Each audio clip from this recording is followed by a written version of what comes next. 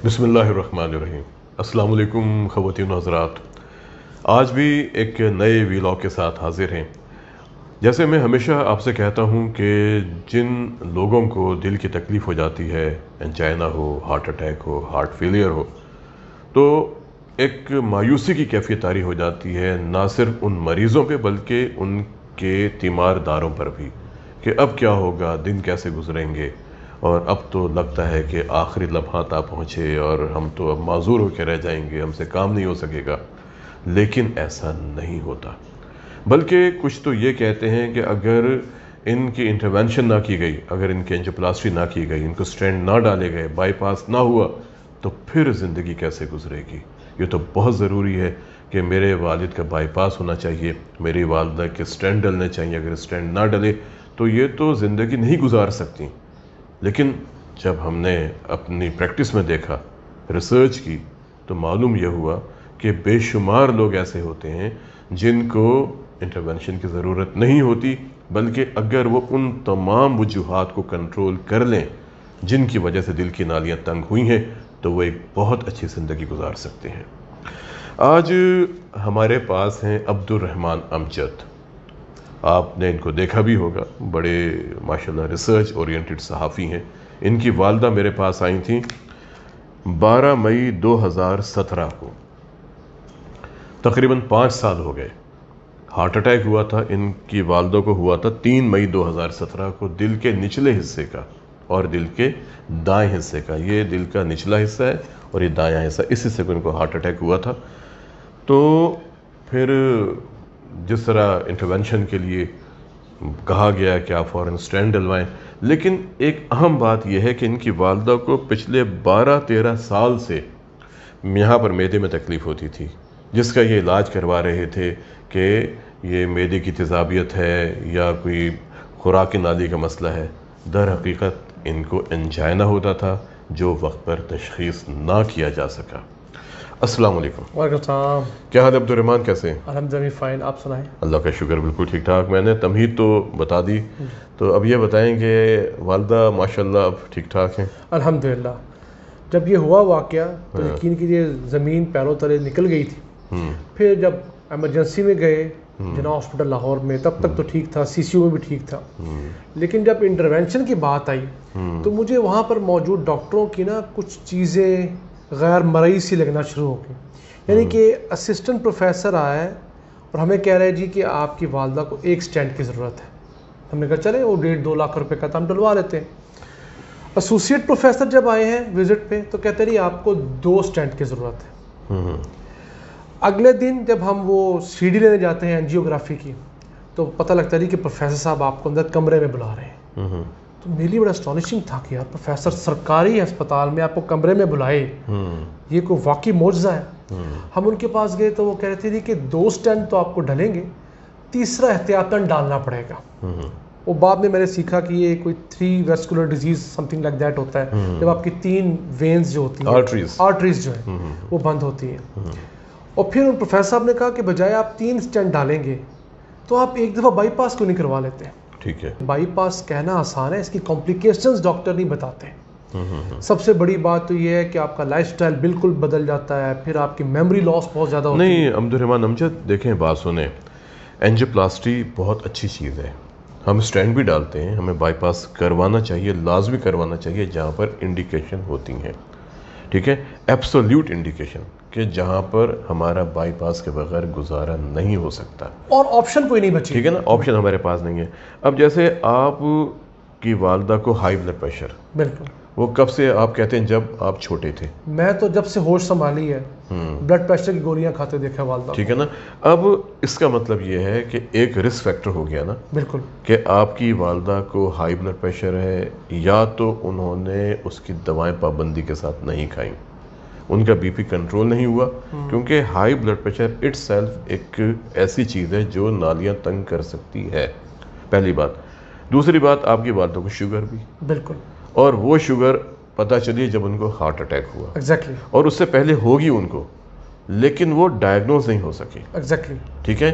फिर तीसरी अगर आप देखें, क्योंकि इन आपकी हाँ, इनके जो फैमिली चार्ट है ना, आपके जो नाना यानी इनके वालिद, उनको भी हार्ट अटैक हुआ था, उनको भी शुगर थी और उनकी 70 साल उम्र थी जब उनकी डेथ हुई।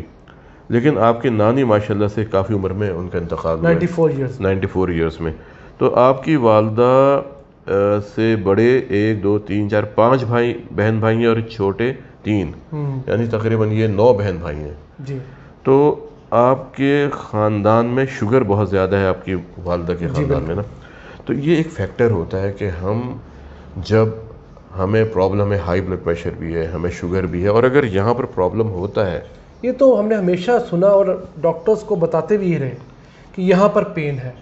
कोई कहता था गैस है, कोई कहता था तेजाबियत है, प्रॉपर मेडिकेशन भी करवाई, लेकिन शायद किसी के जहन में भी कार्डियोलॉजी का इशू नहीं आया जब तक हम पर ये बीत नहीं गई। और ये बड़ी कॉमन बात है जो हम रोज़ाना देखते हैं, और वीलॉग में मैं अक्सर बताता भी रहता हूँ कि अगर आपको इस एरिया में तकलीफ़ होती है, तेज़ चलने से, सीढ़ियाँ चढ़ने से, खाना खाने के बाद तेज़ चलने से, गुस्से की कैफियत में, जज्बाती कैफियत में, और आराम करने से ठीक हो जाती है, तो उसे कभी भी नज़रअंदाज मत करें कि ये मैदे की तकलीफ़ है, ये मैदे की तेज़ाबियत है, खुराक की नाली का मसला है। हमेशा डिस्कस करें। और दोस्तों, डॉक्टर्स, आप अगर प्रोग्राम को देख रहे हैं, आप जनरल फिजिशियन हैं या जिस शोबे से भी आप वाबस्ता हैं, कोई भी केस अगर आपके पास आता है, जिनको छाती में बोझ होता है, घुटन होती है, दबाव होता है बाजुओं में, जबड़े में, कमर में, चलने से, तेज़ चलने से, गुस्से की कैफियत में, और ख़ास तौर पे खाना खाने के बाद तेज़ चलने से और आराम करने से ठीक हो जाता है, वो पेशेंट आपके पास आते हैं, आप उनकी ECG करवाते हैं, ECG पर कोई तब्दीली नहीं आती, आप उनकी एको करवाते हैं, एको भी नॉर्मल है, आप उनकी ETT करवाते हैं, 30% लोगों में ETT भी नहीं बताती। तो कभी मत कहें कि ये आपको मैदे की तकलीफ़ है, गैस की तकलीफ़ है, क्योंकि एंजाइना वो कैफियत है जो बाज़ औक़ात ECG पर नहीं डिटेक्ट होती या एको पर नहीं पता चलता। जब एंजाइना हार्ट अटैक में तब्दील हो जाता है और दिल के पट्टे में ज़ख़म आता है, तब फिर ECG पर तब्दीली आती है। या कुछ लोगों में जिनको अनस्टेबल एंजाइना होता है, जिसका बाज़ औक़ात हम कहते हैं एक्यूट कोरोनरी सिंड्रोम, उसमें भी ECG पर तब्दीली आ जाती है। लेकिन एज ए फिजिशियन आपकी ज़िम्मेदारी बनती है कि अगर ऐसी कैफियत हो तो कभी भी केस को ये ना कह के भेज दें वापस कि आपको मैदे की तकलीफ़ है, आपकी ECG नॉर्मल है। तो जिस तरह अब्दुर्रहमान अमजद आपने बता रहे थे कि वालदा को 13-14 साल आप उनका मैदे का इलाज करवाते रहे जबकि उनको एंजाइना होता रहा, तो आपने कहा कि वालदा को फिर आप हमारे पास लेके आए जी। हमारे कॉमन फ्रेंड हैं जी बिल्कुल, हमारे सलीम साहब। हाँ, तो उनसे डिस्कस किया, मैं कहा यार डॉक्टर्स एक स्टेंट से शुरू हुए हैं, 3 स्टेंट और बाईपास पर चले गए। अच्छा। तो उन्होंने मुझे बताया कि हमारे डॉक्टर जावेद सब्ज़वारी, तो उन्हें कुछ नहीं करना है, चले हम आपके पास आए, आपने बड़ी अच्छी काउंसलिंग की। सबसे पहली बात तो ये बताई थी कि ज़िंदगी कहीं पर भी सिर्फ अल्लाह ने देनी है, जना हॉस्पिटल में भी अल्लाह ने देनी है, यहाँ पे अल्लाह देनी है, घर पे बेशक होता ही है। और अब्दुर्रहमान अमजद, एक बात मैं आपसे भी कहूँगा और आपसे भी ख़वातीन हज़रात, कि मैं कभी मौत की बात नहीं करता, क्योंकि मौत वो अल्लाह ने सबका वक्त मुकर्रर किया हुआ है। किसी को हमने देखा है कि एमरजेंसी बाईपास किया है, मरीज़ निकले हैं और साथ ही हॉस्पिटल के बाहर एक्सीडेंट होकर उनकी डेथ हो जाती है। तो ये अब्दुर्रहमान अमजद, मौत की बात हम नहीं करते, हम बात करते हैं क्वालिटी ऑफ लाइफ। बिल्कुल, क्वालिटी ऑफ लाइफ, बिल्कुल। तो अच्छा, आपने हमें बड़ा अच्छा गाइड किया, मैं बताना चाहता हूँ अपना एक्सपीरियंस। डॉक्टर साहब के पास आए, इन्होंने हमारी तमाम रिपोर्ट्स देखी, वो जो एंजियोग्राफी की CD वगैरह देखी। हम इस नतीजे पे पहुँचे कि फ़िलहाल वालदा को किसी किस्म की इंटरवेंशन यानी स्टेंट की या बाईपास की ज़रूरत नहीं है। मेरी फैमिली का बहुत प्रेशर था, लेकिन उसके बावजूद मैंने स्टैंड लिया। हमने इनकी प्रॉपर मेडिकेशन करवाई डॉक्टर साहब की निगरानी में। अद्वियात पहली दफ़ा सेट नहीं होती, दिल के मरीज़ों की टाइम लगता है, सेट हुई। फिर इनका खाने पीने का जो मामला था उसको बेहतर किया, टाइमिंग सेट की, वॉक की तरफ लेकर गए और प्रॉपर लाइफस्टाइल चेंज किया। और ऐसा वक्त भी आया कि 4 साल बाद हमें किसी और मसले की वजह से हॉस्पिटल जाना पड़ा। तो जब उन्होंने वालदा की ECG करवाई तो मुतल्लिका डॉक्टर्स ने मुझे कहा कि जी इनको हार्ट वगैरह का मसला तो कोई नहीं। मैं कह रही बिल्कुल है, कहते हैं ECG तो बिल्कुल इनकी नॉर्मल आ रही है।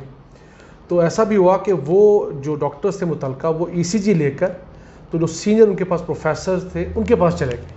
कहते हैं सर ये देखें कि ये कि पेशेंट कह रहे हैं कि इनकी वालदा को 4 साल पहले बड़ा सीवियर हार्ट अटैक हुआ था, तो इनकी ECG इतनी नॉर्मल है, कैसे हो सकता है? वो PG रेजिडेंट हो गया, पोस्ट ग्रेजुएट बिल्कुल। रेजिडेंट होते फिर हैं। वो प्रोफेसर साहब ने कहा कि अगर कोई ऐसा दिल का मरीज जो बड़ा वेल मैनेज्ड हो, जिसको डॉक्टर ने अच्छा केयर की हो और फिर उसने अल्लाह ने करम के बाद उसने खुद ख्याल किया हो, तो उसकी ECG वाकई नॉर्मल आ जाती है। तो इनका केस वैसा होगा। तो मेरे लिए वो बहुत एक खुशी का लम्हा था, क्योंकि हमें एक थर्ड पार्टी सर्टिफिकेशन मिल रही थी। तो डॉक्टर साहब मैं सब लोगों को कहता हूँ कि दिल के अमराज के अंदर ज़िंदगी ख़त्म नहीं होती, तमाम अमराज में भी आपने हौसले से लड़ना होता है और फिर डॉक्टर की निगरानी में अपना लाइफस्टाइल चेंज करना होता है। हम लोग करते क्या है कि हम लोग अद्वियात खाते हैं लेकिन बद परहेजियाँ वही जारी रखते हैं। अगर दिल का मरीज़ है तो वो सिगरेट नहीं छोड़ेगा, नस्वार नहीं छोड़ेगा, शराब नहीं छोड़ेगा, मुरगन ग़ज़ाएँ नहीं छोड़ेगा, वॉक को ज़िंदगी का हिस्सा नहीं बनाएगा। सिर्फ समझेगा कि अद्वियात की वजह से मैं हर चीज़ को काउंटर कर लूँगा, तो आपको कभी क्वालिटी लाइफ नहीं मिलती। अब देखें, आज मैंने एक केस देखा है, एक साहब मेरे पास आए और उनका तकरीबन 3-4 साल पहले बाईपास हुआ था। उनका ब्लड प्रेशर मेरे पास आ रहा था 250/120, ठीक है ना। अब खुद सोचें यार, और वज़न उनका है 114 किलोग्राम। ओह खुदाया। अब अगर आप 114 किलोग्राम वज़न है, आप उनका BP कंट्रोल नहीं करते और वो मुझे कहते हैं कि डॉक्टर साहब मुझे फ़र्क कोई नहीं पड़ा, यानी मैं बाईपास के बाद भी वही मेरा सांस फूलता है, वही मुझे छाती में बोझ होता है, घुटन होती है, मैं चल नहीं सकता, 100 गज़ कितने होते हैं लेकिन मेरा सांस फूल जाता है। लेकिन अगर उनका BP कंट्रोल किया जाता, अगर उनका वज़न कंट्रोल किया जाता, उनकी चिकनाइयाँ कंट्रोल की जाती, उनका शुगर लेवल मेंटेन किया जाता, उनका लाइफस्टाइल मॉडिफाई किया जाता, उनकी खुराक में सब्जियां होती, फल होते, ठीक है, तो दिस आई एम श्योर कि जिस तरह आपकी वालदा में तब्दीली आई तो उनमें भी आनी थी तब्दीली। और हमने तो अल्हम्दुलिल्लाह बग़ैर स्टेंट के और बग़ैर बाईपास के ये चीज़ अचीव की, और वालदा मेरी अल्हम्दुलिल्लाह स्टेबल है हार्ट के मामले में। मेरे साथ कई दोस्त अहबाब जिनकी उसी टेन्योर के दौरान किसी वालदा को, वालिद साहब को स्टेंट डाला, बाईपास हुआ, अभी तक कॉम्प्लिकेशंस में हैं। तो वही प्रॉब्लम कि अगर आपने स्टेंट डलवाया है तब भी आपको वो तमाम चीज़ें करनी हैं, मसलन लाइफस्टाइल मॉडिफिकेशन करनी है जो कि आपने स्टेंट ना डलवा के करनी है। तो फिर स्टेंट या बाईपास क्यों लाजमी है? उसके बगैर आप ज़िंदगी को मॉडिफाई करें और खुदा ना खासा कोई ऑप्शन नहीं बचेगा तो 100 में से 5% लोगों को फिर भी स्टेंट पे या इंटरवेंशन पे जाना पड़ता है, करना चाहिए। देखें अब्दुर्रहमान, लेकिन 100% को नहीं करना चाहिए। बिल्कुल नहीं, बात ये होती है, देखें कोई भी अब्दुर्रहमान अमजद जो भी इजाद होती है ना इंसान के फ़ायदे के लिए होती है, लेकिन हर किसी के डॉक्टर साहब नहीं होती वो। मैं यही तो बताना चाहता हूँ ना कि 1977 में पहली बार एंजियोप्लास्टी हुई थी, बिल्कुल ठीक है, उससे कुछ अर्सा पहले चले जाए तो बाईपास हुआ था। तो एक तरीक़ा है ना, अब उससे पहले लोगों को दवाओं पे रखा जाता था, उनका लाइफस्टाइल मॉडिफाई करवाया जाता था और आराम करवाते थे कि आप जितना आराम करेंगे आपके लिए बेहतर होगा। आप उस ज़माने में इतनी ज़्यादा दवाएं भी हमारे पास नहीं थी, आज तो हमारे पास एक से एक बढ़ के दवाई है, लेकिन शर्त यही है कि आपने अपने आप को तब्दील करना है, आपने उन तमाम वजूहात को कंट्रोल करना है जिनकी वजह से दिल की नालियाँ तंग होती हैं। बल्कि दिल की नालियाँ नहीं, यह एक बीमारी होती है जिसे हम कहते हैं एथेरोस्क्लेरोसिस। ये दिमाग की नालियाँ भी तंग करती है, ये गुर्दे की नालियाँ भी तंग करती है, जिगर की नालियाँ, टांगों की नालियाँ। तो कहाँ कहाँ तक आप स्टेंट डलवाएंगे? डॉक्टर साहब मेरा एक सवाल है जी, आपकी जो 20-25 साल प्रैक्टिस है जी, इसमें जो आपने दिल के मरीज देखे जी, 100 के पैमाने पर कितने लोगों को इंटरवेंशन की जेन्युइन ज़रूरत होती है? मैं आज ये कह सकता हूँ कि बहुत है तो कोई 5% बस, यानी कि 100 दिल के मरीजों में से बिल्कुल सिर्फ 5 को स्टेंट की बाईपास की ज़रूरत होती है। बाकी 95% जो हैं वो अद्वियात के ज़रिए मेरी वालदा की तरह सेहतयाब हो सकते हैं, अगर अल्लाह ताला करम जारी रखे। तो देखिए कि यहाँ भी डॉक्टर साहब बहुत सारी मैल प्रैक्टिसेस हैं, हमें लोगों को भी गाइड करना चाहिए और एजुकेट भी करना चाहिए कि डिसीजन लेते हुए हाइपर ना हो जाया करें। बेशक, बिल्कुल। और हमारे यहाँ एक पूरी दुनिया में चूँकि एक कमर्शलिज्म आ गया है तो उसके अंदर हर तरफ के लोग जो हैं अक्रॉस द बोर्ड एक्सप्लॉइट करते हैं। तो हमने अपना फ़ायदा खुद सोचना है, अल्लाह पर यकीन रखना है, डॉक्टर पर ट्रस्ट करना है और कोशिश करनी है कि कम से कम इंटरवेंशन करें, क्योंकि इंटरवेंशन आखिरी स्टॉप तो है। अगर आपने पहले स्टेप में इंटरवेंशन करवा ली तो बाद में आप क्या करेंगे? और फिर सबसे बड़ी बात यह है दोस्तों डॉक्टर्स, कि कभी ये मत कहें कि अगर आपने इंटरवेंशन नहीं करवाई तो आप मर जाएंगे। बिल्कुल। आप 2 दिन बाद मर जाएंगे, आप 3 दिन बाद मर जाएंगे। एक बड़े सीनियर अफसर मेरे पास आते हैं पाकिस्तान एयरफोर्स के, उनका कभी मैं वीलॉग करूँगा और उनकी ज़बानी मैं ये आपको सुनवाऊँगा कि किस तरह उनको जब कहा गया कि sir you are having just 3 days, वो कहते हैं व्हाट, जस्ट 3 डेज़? कहता है सर्जन साहब कहते हैं यस सर 3 डेज़। वो कहते हैं कि आप किस तरह कह सकते हैं कि मैं 3 दिन बाद मर जाऊंगा? कहते हैं सर लगता तो ऐसी ही है। तो उनको गुस्सा आ गया, कहते हैं डॉक्टर क्या आपको पता है कि आप 3 दिन बाद ज़िंदा होंगे? बहरहाल वो बात काफ़ी लंबी चली गई और आज वो एयरफोर्स के सीनियर अफसर अल्हम्दुलिल्लाह हयात हैं। उनको भी तकरीबन 13-14 साल हो गए हैं उस वाक़े को। जी, तो 3 दिन वाला वाक़या था जी, जिनको कहा गया था कि आपके पास सिर्फ 3 डेज़ हैं, तो आज उनको भी 13-14 साल हो गए हैं माशाल्लाह। और इंशाल्लाह कभी वीलॉग मैं उनके साथ करूंगा। बहरहाल thank you very much Abdurrahman Amjad, बहुत शुक्रिया आपका।